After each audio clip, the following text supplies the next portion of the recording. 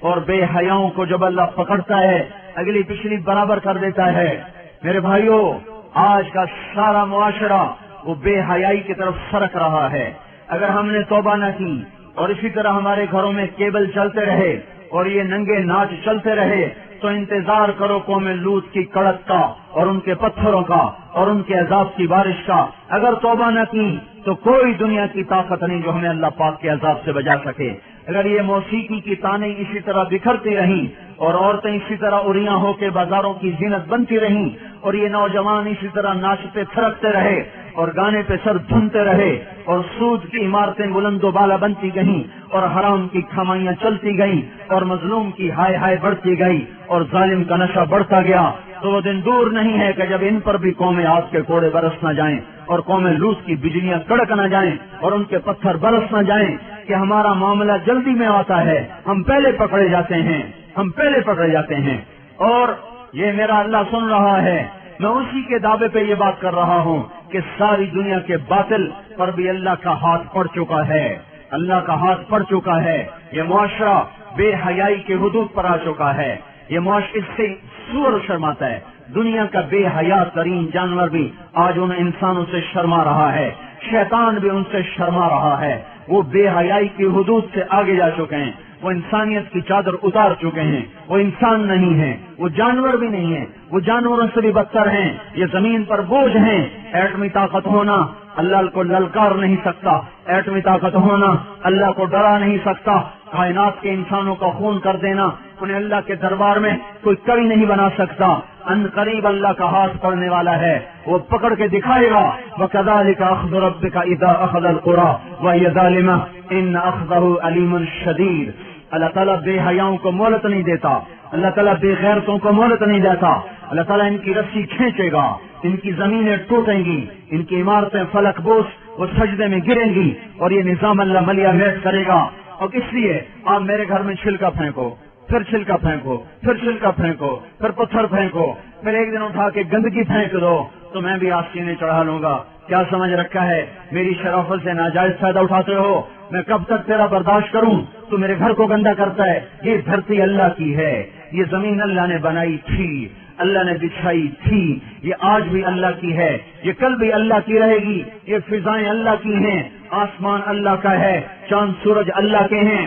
یہاں اللہ تعالیٰ بدماشی کو کچھ تو مہلت دیتا ہے۔ آپ نے زمین کو زنا سے گندا کیا، وہ دیکھتا رہا، سود سے گندا کیا، وہ دیکھتا رہا، مظلومے کو خون بہائے، وہ دیکھتا رہا، گھروں کو آگ لگائی، وہ دیکھتا رہا، ناچنا شروع کر دیا، وہ دیکھتا رہا، گھر گھر میں گانے بجانے اور گانے بجانے کے آلات عام ہو گئے، وہ دیکھتا رہا، رنڈیاں گانے والیاں معزز ہو گئی، وہ دیکھتا رہا، فاسق فاجر زانی شرابی وہ آپ کے ہیرو بن گئے، وہ دیکھتا رہا، ظالم حکمران بن گئے، وہ دیکھتا رہا۔ آخر ہی تو اس کو بھی جوش آنا ہے کہ تم ہوتے کون ہو میری زمین کو گندا کرنے والے، تم ہوتے کون ہو میری زمین کو کالا کرنے والے، تم ہوتے کون ہو میری فضاؤں کو رنڈیوں کے گانوں سے بھرنے والے۔ میں خود آ رہا ہوں، اتی امر اللہ فلا تستعجلوہ، جلدی نہ مچاؤ، میں آ رہا ہوں۔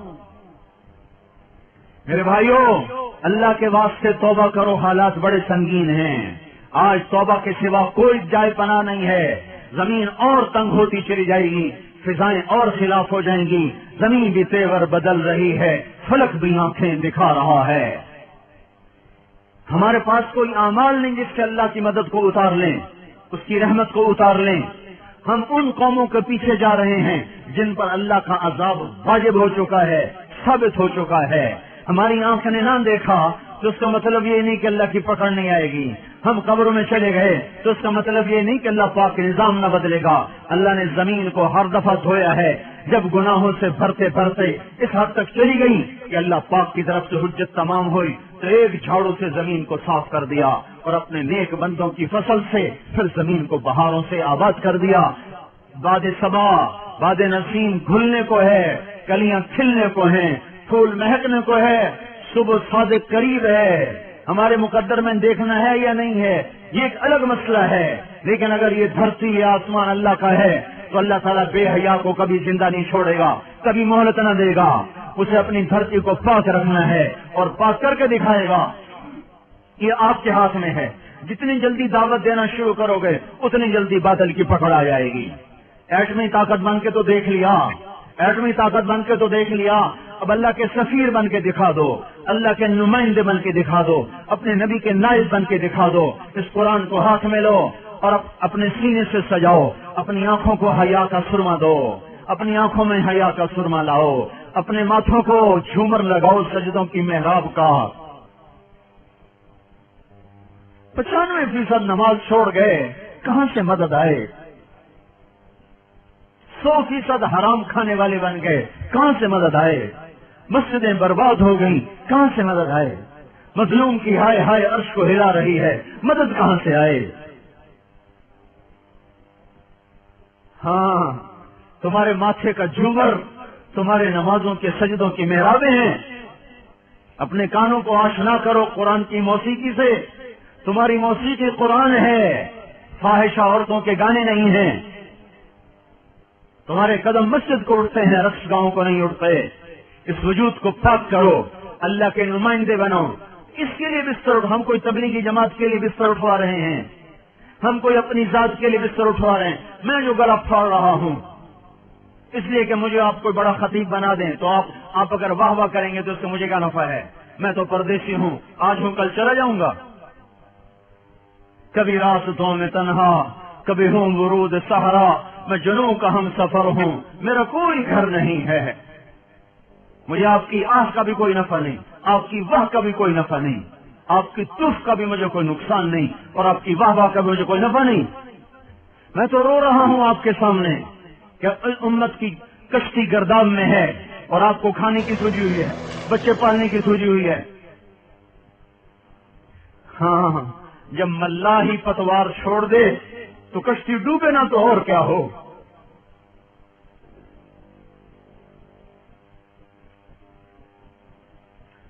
جس امت نے انسانیت کو راہ دکھانی تھی, انہیں کاروبار مقصد بنا لیے, انہوں نے بچے پالنا مقصد بنا لیا, انہوں نے عیاشی کو مقصد بنا لیا.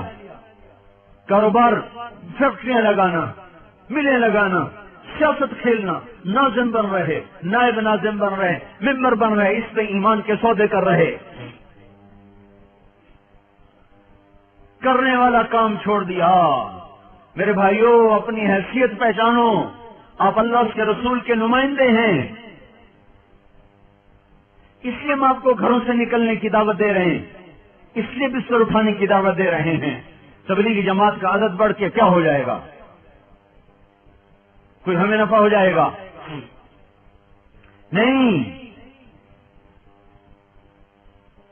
ہم نے اپنا سبق یاد کرنا ہے. سارے عالم کی انسانیت, ساری انسانیت کی رہبری آپ کے ہاتھ میں ہے.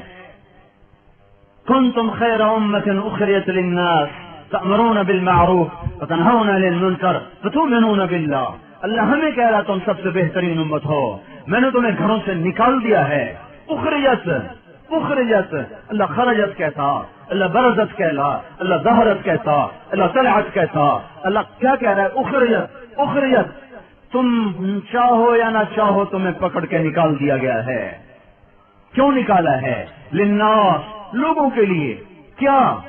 کپاس لگاؤ لوگوں کے لیے, صابن بناؤ لوگوں کے لیے, گھی بناؤ لوگوں کے لیے. یہ تو کام ہوتے ہی رہیں گے, یہ تو ضرورت کی چیزیں کرو, اس سے ہمارا رب نہیں روکتا. تمہیں اس لیے نکالا ہے تأمرون بالمعروف وتنہون عن المنکر, انہیں اللہ کی طرف بلاؤ, انہیں برائیوں سے روکو, یہ کام تمہارا ہے. ھذا بلاغ للناس, ھذا بلاغ للناس, ھذا بلاغ للناس. جاؤ خلقت میں پھیل جاؤ. یہ گھر بنانے کا وقت نہیں ہے, دنیا تو ٹوٹنے پہ آ چکی ہے. یہ بڑے بڑے محل, یہ بڑی بڑی کوٹھیاں سجانے کا وقت نہیں رہا. اب اپنی ضرورت کے کام کرو, ضرورت کے گھر بناؤ. انسانیت کو جھنجھوڑو. اگر ساری امت کو ہے, ساری امت کو باطل کے نرغے سے نکالنا ہے تو اللہ کے سفیر بن جاؤ. سفیر کے پیچھے اللہ کا ہاتھ ہوتا ہے.